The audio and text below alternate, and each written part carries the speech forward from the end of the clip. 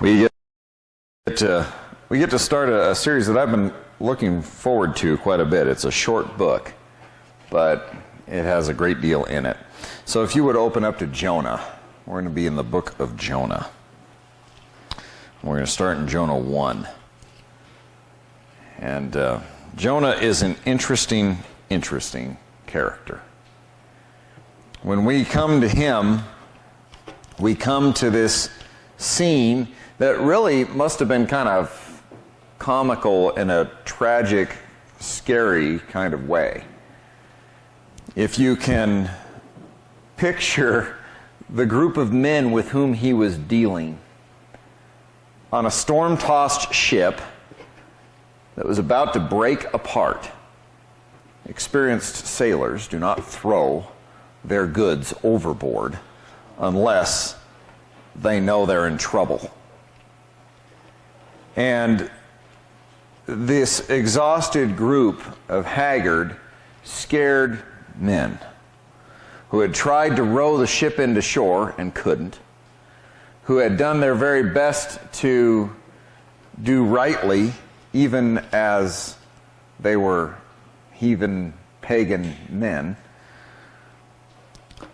They stared at this one man, and you could see the gears turning in their head. You could see the decision being made as they struggled with what he had just told them needed to happen and what they had tried to ignore. And then they finally gathered around him, grabbed him, picked him up, and in a scene you don't see every day, threw him over the side of the boat. Not an angry mob, a reluctant group, a scared group, praying the whole time to a God they didn't know. And then, of course, the look on their faces as the storm stopped. Thus we come to Jonah. It says in verse 1 of Jonah chapter 1 that the Lord said to Jonah, son of Amittai, "Go immediately to Nineveh, that large capital city, and announce judgment against its people, because their wickedness has come to my attention." When you talk to the people of the world, can you think of a more stereotypical passage of what the image is of Old Testament God than this statement? Judgment. Go. Announce. Not only that, but this term go. Go immediately. Go quickly. And what do you think the prophet of the Lord does? Verse 3. Instead, Jonah immediately headed off to Tarshish to escape from the commission of the Lord. He traveled to Joppa and found a merchant ship headed to Tarshish, so he paid the fare and went aboard it to go with them to Tarshish, far away from the Lord. But the Lord hurled a powerful wind on the sea. Such a violent tempest arose on the sea that the ship threatened to break up. The sailors were so afraid that each cried out to his own god, and they flung the ship's cargo overboard to make the ship lighter. Jonah, meanwhile, had gone down into the hold below deck and lain down and was sound asleep. The ship's captain approached him and said, "What are you doing asleep? Get up, cry out to your God. Perhaps your God might take notice of us so that we might not die." The sailors said to one another, "Come on, let's cast lots to find out whose fault it is that this disaster has overtaken us." So they cast lots, and Jonah was singled out. They said to him, "Tell us, whose fault is it that this disaster has overtaken us? What's your occupation? Where do you come from? What's your country? And who are your people?" He said to them, "I am a Hebrew, and I worship the Lord, the God of heaven, who made the sea and the dry land." Hearing this, the men became even more afraid and said to him, "What have you done?" The men said this because they knew that he was trying to escape from the Lord, because he had previously told them. Because the storm was growing worse and worse, they said to him, "What should we do to you to make the sea calm down for us?" He said to them, "Pick me up and throw me into the sea to make the sea quiet down, because I know it's my fault you are in this severe storm." Instead, they tried to row back to land, but they were not able to do so because the storm kept growing worse and worse. So they cried out to the Lord, "Oh, please, Lord, don't let us die on account of this man. Don't hold us guilty of shedding innocent blood. After all, you, Lord, have done just as you pleased." So they picked Jonah up and threw him into the sea, and the sea stopped raging. The men feared the Lord greatly and earnestly vowed to offer lavish sacrifices to the Lord. Jonah is a comedy of errors.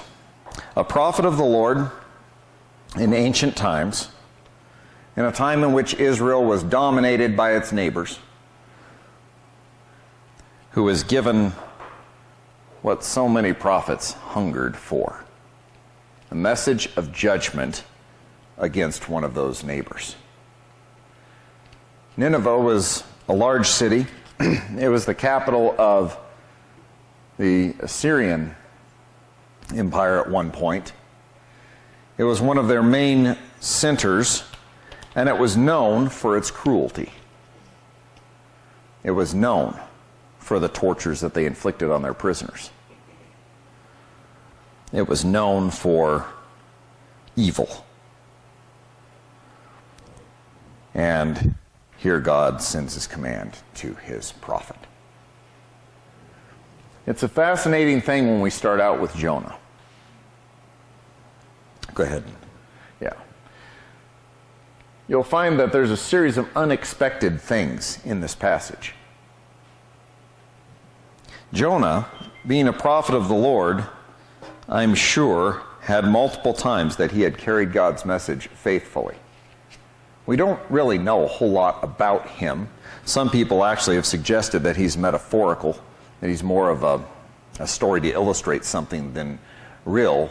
But I take the Old Testament at face value when it says that a person existed, and when people in the New Testament reference that person. And we really have no reason to not believe that Jonah existed. We understand that we have a prophet who has that title because he's been faithful. As a believer, do you know the Lord's message? Have you carried it forward? Are there times that you've been faithful? We can all kind of point to that. We can probably all identify, too, with the first unexpected thing that happens in this passage. God's judgment is not unexpected on a people that have persecuted his people, on a people that are evil, that have done what is wrong. What's unexpected is Jonah's reaction, his disobedience. He doesn't even take time to think about it. If you read closely here, you'll notice there's a repetition. God says, "Go immediately," and he went immediately. Just the opposite direction from where God had told him to go.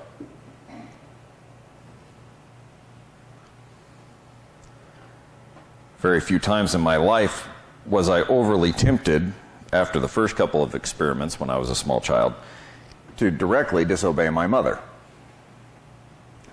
Didn't work out real well. You think about this situation with Jonah, his action is completely in the face of who he is. A prophet of the Lord, called to bring God's message to his people, who is given an opportunity excuse me, to preach judgment to the enemies of his nation, and he runs the other direction. So many of us have heard this story so many times that we might even know why. But at the beginning of the story, we're not told why. Why is not the most important thing yet. Kind of live with that discomfort a little of not knowing why he's doing this. The important thing is what he's doing at this moment. We will get to the why later as we explore Jonah a little bit. But here he is. He's running to Tarshish, which we're not sure of the exact location of it. We believe it had somewhere in the Spanish type area. It was basically the far end of the world as far as these guys were concerned. As far as you could go to escape from the commission of the Lord. In verse 3. He paid the fare, he went aboard, and he went to sleep. You'll notice that when we do this in our own lives, when we have an unexpected commission from the Lord and we disobey, which as believers should be expected that we're going to follow what God asks us to do.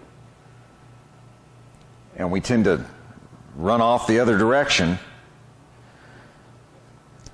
Jonah's reaction is not out of line. Who knows? Stress, fear, maybe relief, thinking he had escaped. We don't know. All we know is he was able to go down in the hold of that ship and fall asleep. Have you ever slept while you were called to something? I know I have. And he's in the hold. While he's in the hold, a whole different world is going on around him. An unexpected judgment comes upon the situation. God's judgment not on Nineveh, but on his prophet. God's judgment not on the evil of the world, but on the disobedience of his man. And you'll notice, at first, he's completely oblivious to what's going on around him. He's asleep. God's judgment is affecting the people around him. Now, the Lord has a plan in this, too. God is sovereign. A lesson Jonah needs to learn, right? A lesson we need to absorb. You know, there are times in which we try to force our own agenda and we realize, no, God is sovereign. You know, we went to challenge this a couple weeks ago here. I had one agenda, God had another. So I got COVID the first night. Spent the time in the hotel. Beautiful room. Absolutely gorgeous. God had a different plan. I don't think that it was judgment upon my life. It was just he had a different plan, right? But then there are times that we kind of ask for it. There are times that we try to force it. There are times that, say, you know, you're in ministry and your wife makes an announcement and she doesn't do it quite the way you think it ought to be made, so you decide to remake it and correct things. That went over well. The mistakes of my life. God's judgment can be swift through the other person. But here it is. Jonah is completely unconscious to what his actions are causing. Understand that as we represent God, as we represent Christ to the world, don't be unconscious to what your own actions are doing around you, to the response,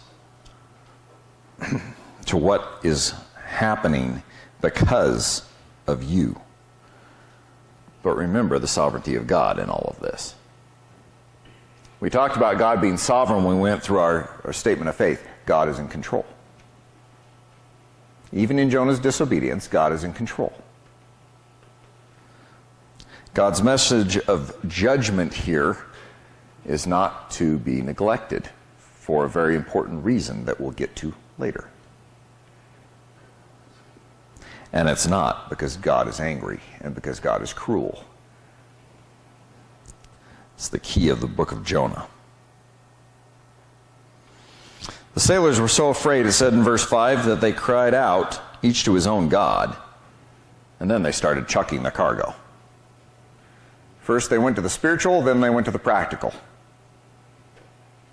We're going to pray. Everybody pray to his own god. Maybe one of these gods will answer us as we're going along, and then heave the stuff overboard so we'll survive. Captain comes down in the hold and finds Jonah in the middle of an unexpected judgment. He says, "What are you doing? Wake up. What is with this guy? How are you asleep?" They pull him up, the sailors being a group of kind of spiritually superstitious crowd, decide that they're going to find out who did this, whose fault it is. So we go to the original idea. We're going to roll dice. We're going to cast lots. And whoever it lands on, that's the guy. Not exactly a scientific procedure, but even on the random roll of the dice, God is in control. He didn't allow it to land on some sailor whose fault this whole thing wasn't. He brought it right to Jonah. And you notice they ask him a series of questions. Whose fault is this disaster? You tell us. There had been some interview they had, what's your occupation? Where do you come from? They're kind of aiming in on things. Well, I'm a prophet. I am a Hebrew, and I worship the Lord, the God of heaven, who made the sea and dry land. And hearing this, they became even more afraid. They knew he was avoiding his God. And then they realized that he's not talking about one God in a plethora. He's talking about the God who made it all. The one who's in control of this water. And then you'll see an unexpected kindness. What would you expect a boatload of scared heathen men to do when they found out that this guy was responsible for their problems?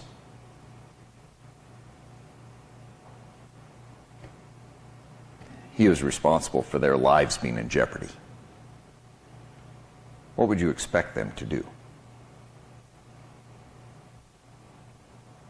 If you think about it, my expectations for these guys would be pretty low.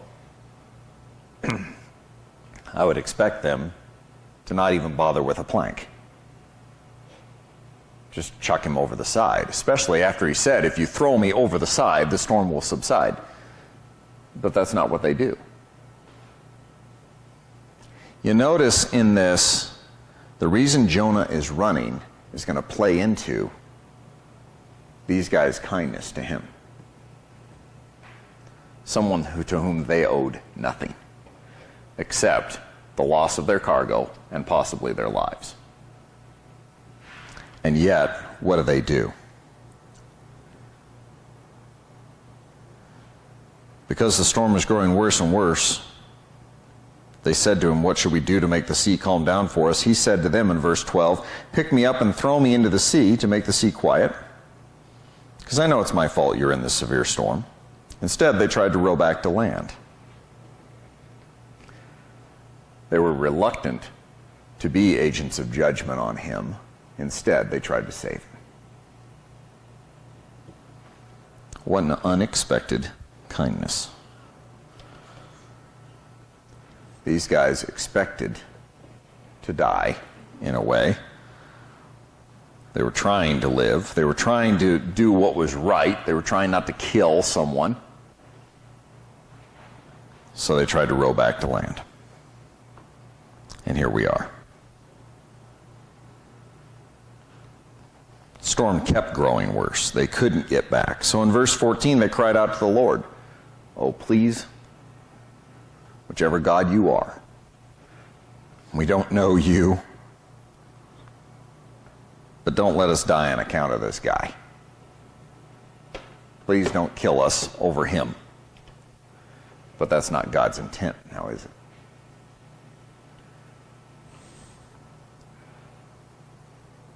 So they picked Jonah up and they threw him over the side. And the storm stopped. You'll notice by their reaction they were surprised. They didn't expect it to really stop raging like it did. They didn't expect the storm to just end. It's not how storms work.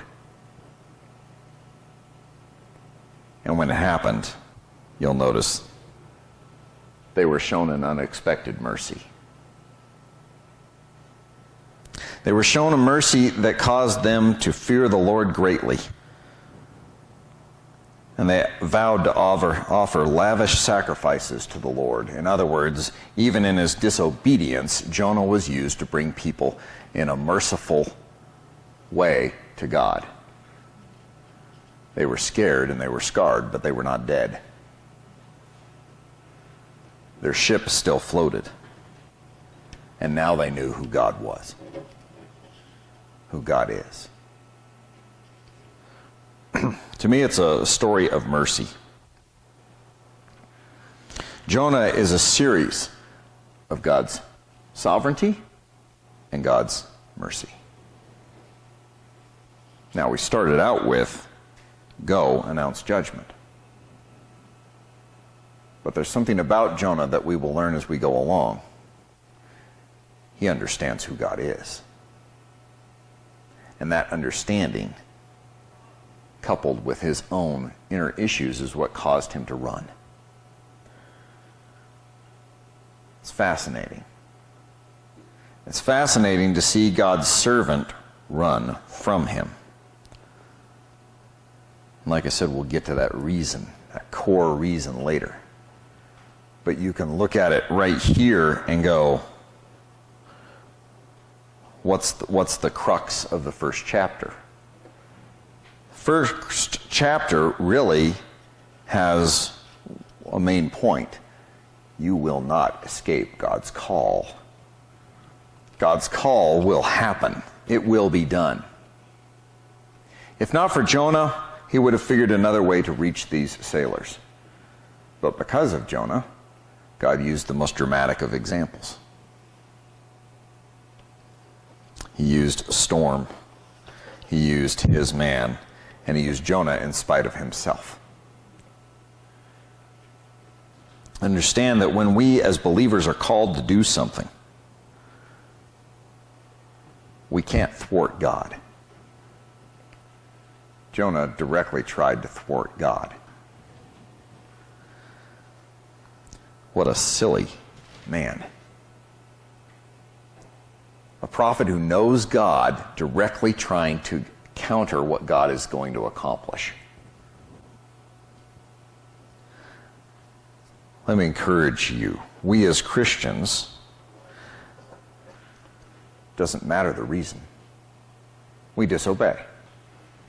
We run for it. We try to go the opposite direction. We try to do what we want to do instead of what we're called to do. We try to go where we want to go instead of where we're called to go. We try to do things our way instead of God's way.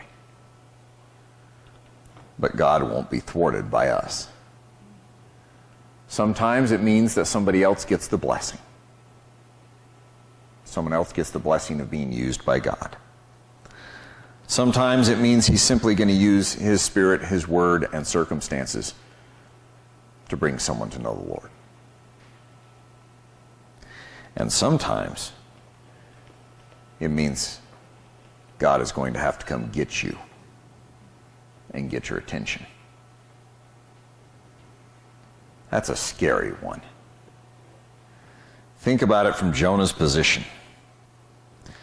He thought he'd made it. He slept well. And then he got to swim. A very rude interruption to his nap. Being hauled up on deck, shown to be the culprit, having to admit to what he'd done before total strangers, and then being thrown in the ocean. After they tried to save him, because they were better than he.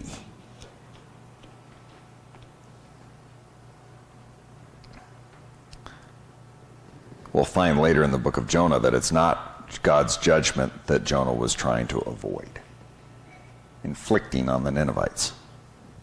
It was something else entirely. But it comes back to this. His rebellion against God was open, so God's judgment was open. The crew feared for themselves, but they had a conscience. Whereas Jonah was operating completely on self-interest. What kind of example we are really depends on our obedience. We can be a good example when we obey the Lord and He uses us. We can be a good example when we disobey the Lord and He shows His work in our lives nevertheless, because He will not be thwarted. Jonah can't escape God's call. Why is he running at this point? Doesn't matter. All we know is that he's running, and that God won't allow him to just get away. He runs from God's presence. You'll notice that a couple of times here it says that he was trying to escape from the commission of the Lord. He was trying to escape from the presence of the Lord. He's trying to escape from God. Doesn't happen. God is the God of the whole earth. And He showed that to these sailors. Whether or not they actually turned to God in soul worship or simply recognized Him as one of a plethora, they saw His power. We really don't know. These guys exit the story. They're not the main feature. The main feature is God's work in Jonah's life. And you'll see that it comes in parts throughout this whole story. And the first part: don't run from the Lord. Don't disobey His call, because it will have consequences. Because you may miss out. Because if you have to learn it the hard way, as I so often do, it's going to be unpleasant. Because God has something so much better in mind. This is one of the ultimate examples of human will versus God's perfect will. God has a perfect will. His command to Jonah: go. If Jonah had gone, the story would be totally different. Instead, God's permissive will is at play. He permits Jonah to run.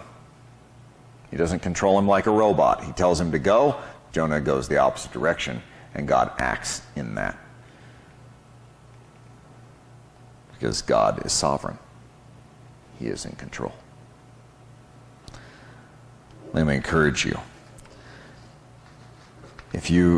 Calls come in little and big things in our lives. Sometimes a call is simply inviting someone over for dinner, inviting someone to church, spending time with someone, or praying for them. And sometimes the call is a larger thing, witnessing to someone, stepping out of our comfort zone, getting in ministry, going on a trip, doing things that God has asked us to do. It's all in the same package. What is God calling you to do? I would encourage you, when God says go, don't go. Go where He sends you, because you will find that that is a far better position to be in. I don't want God to use me in spite of myself, but make no mistake, He will use you. He knows what you and I are going to do, but He calls to us to join Him in what He's doing. He calls to Jonah. He gives Jonah an opportunity. Jonah, we'll find, is one of the most bitter, angry men in all of the Bible. He has problems. And God is trying to call him away from that to his service, to reach people. Let's have a word of prayer.